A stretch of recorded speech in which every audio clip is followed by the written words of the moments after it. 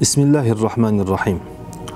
Allah Taalam insandı bul dünyaya sınav üçün yaratkan. Allah Taalam jana insanga akıldı bergen.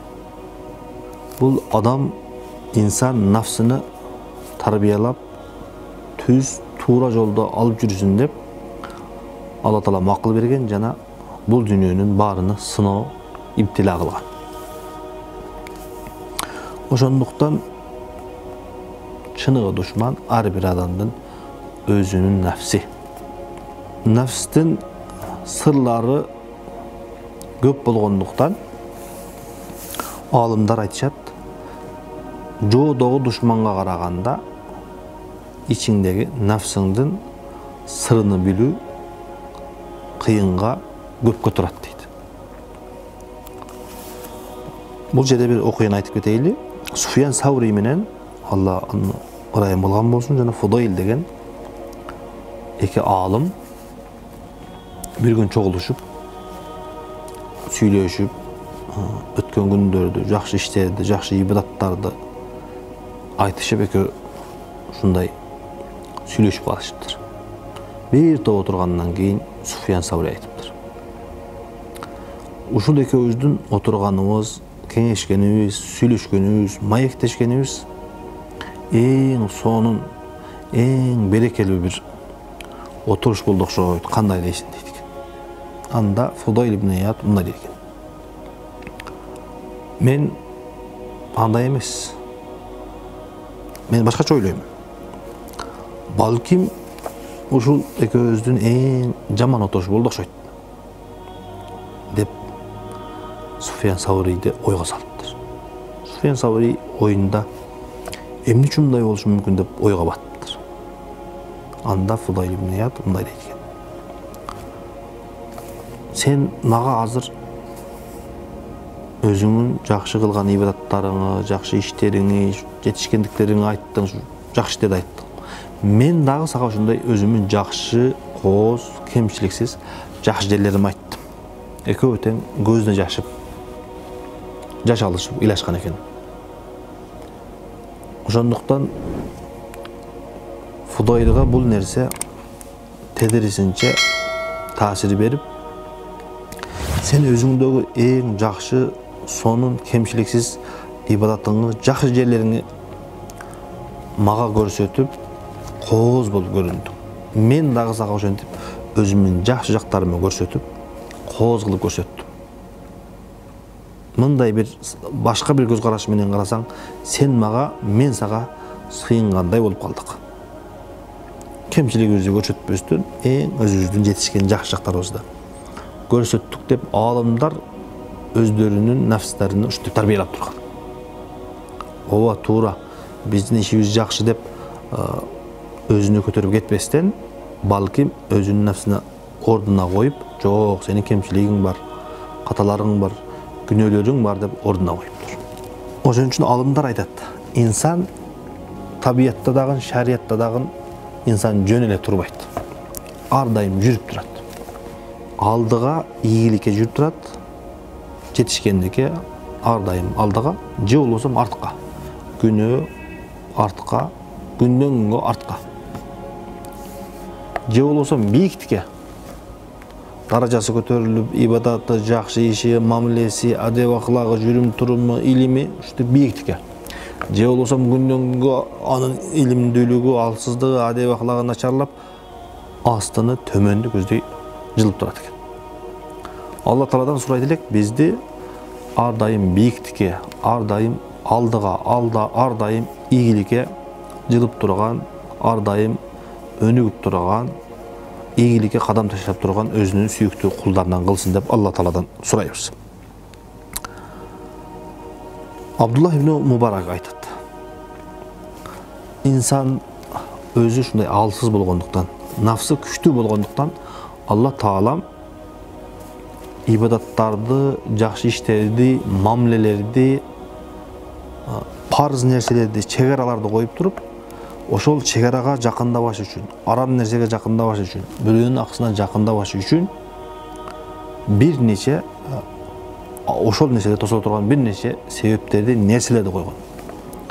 Misal üçün la taqrabu zina. Zinaga жақындабағыла. Zina qılbағыla деген жоқ. Zinaga жақындабағыla dedi. Аға алып бара тұрған себептерден қайтарды. Қарағандан, ойлағандан, сүйлөшкөндө никесіз. Шулардың бардығы зынаға алып бара тұрған нәрселер. Жана өзі парыз қылған нәрселерді дагы ушундай кылып коргоду Алла Таала. Ошо парыздын аткарылбай калбасын, парыздын негизги максаты ордуна келбей калбасын деп парыз намаздардан мурун сүннөт, парыз намаздан кийин сүннөт, зекеттен тышкары садака, орозо питир, орозонун кемчилиги болбосу үчүн, курбанчылык, ажы амалынан кийин Алла Таала ушинтип ибадаттардын баарыны өзү ордунда сонун жакшы болуш үчүн айланасын ушундай сүннөттөр менен, адептер менен курчап койгон. Эмне үчүн? Инсандын нафси алсыз болгондуктан.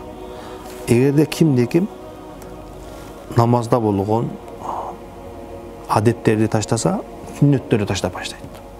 Сүннөттөрдү таштаса, парыздарды таштап баштайт. Ошол эле нерсе тетирисинче ким адептерин сактаса, сүннөттөрүн сактаса, ал адам парыздарды сактайт.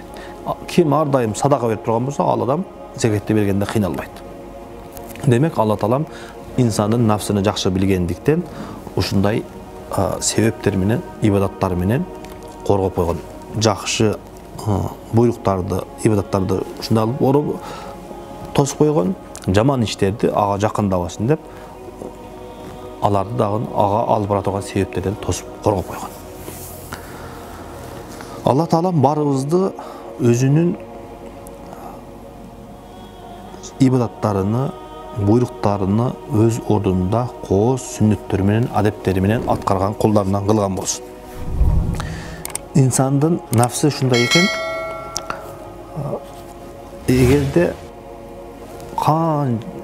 бардык иштерди, жакшы амалдарды аткарды, жакшы иштер кылды, бардык нерсени аткарды, бирок нафска шайтан бир нерсени киргизип коет экен.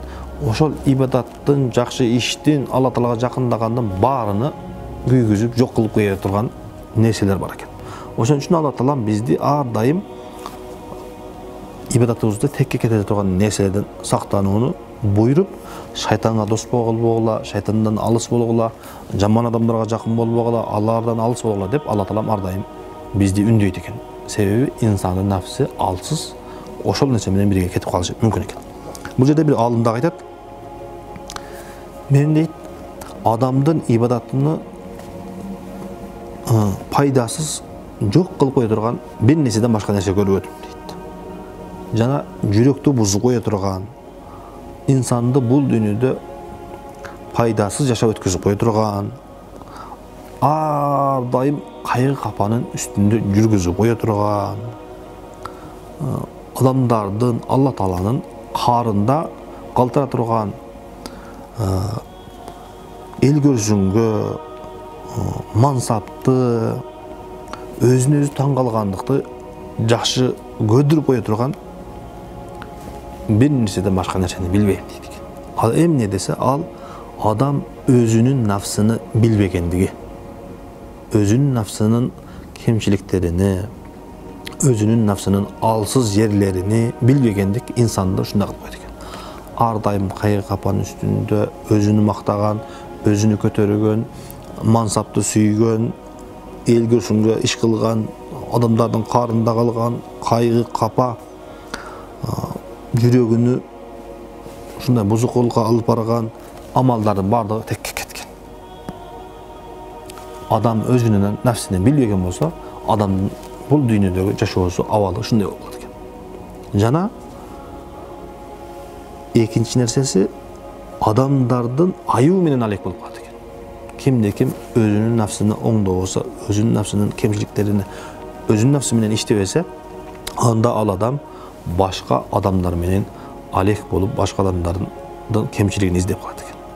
Ал эми өзүнүн нафсыны билбестен, өзүнүн айыбын билбестен, башка бирөөнүн айыбын издеп, башка жактан кемчиликти издеп калгандан кийин, ал адамга өзүнүн кемчилигини өзünün nafsini оңдош өтө кыйынга турат экен. Алла Таалам барыбызды өзүбүздүн кемчилигибизди билип, өзүбүздүн каталарыбызды, кемчиликтерибизди оңдогон өзүнүн сүйүктүү кулдарынан кылган болсун. Умар ибн Абдул-Азиз 5-чи халифа деп аталат. Адилеттүүлүгү жакшы башкаргандыгы үчүн алымдар аны 5-чи халифа деп аташат. Ал ушундай адилеттүү болгон. Акчасы, мал, мүлкү, дүйнөсү болуп туруп, өзүнүн бала чакасына, өзүнө деп эч нерсе кылган эмес. Бардыгыны Алла Таала үчүн кылып, адилеттүү болуп, керек кембагалдар калган эмес. Анын доорунда. Ушул алымга, ушул падышага мындай сунуш түшүптүр.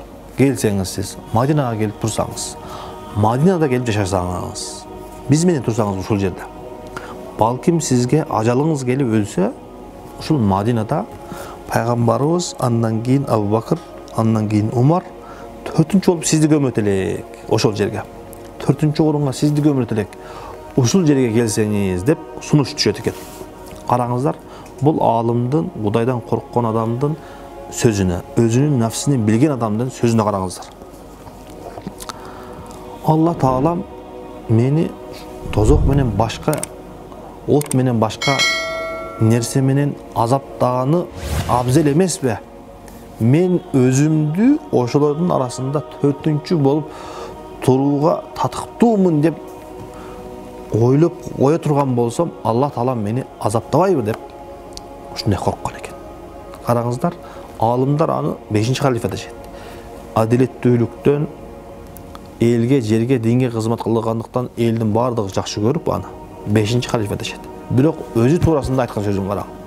Мен ошолордун катарында тура турган даражам бар деп көргөн болсом, Алла Таала мени азаптаган болсун деп өзүнө шундай баа берген экен. Демек, чыныгы момун, чыныгы мусулман өзүнүн нафсини жакшы билиш керек экен. Кайсыл жерде алсыз, кайсыл жерде кемчиликтүү. Ошону менен бирге кемчиликтүү жерин оңдоп, жакшы жерини алдыга жылдырыш керек экен. Алла Таалам барыбыздын нафсибизди оңдоп, тарбиялап, ар дайым өзүнө баш ийген кулдарынан кылган болсун. Ассаламу алейкум ва рахматуллахи ва баракатух.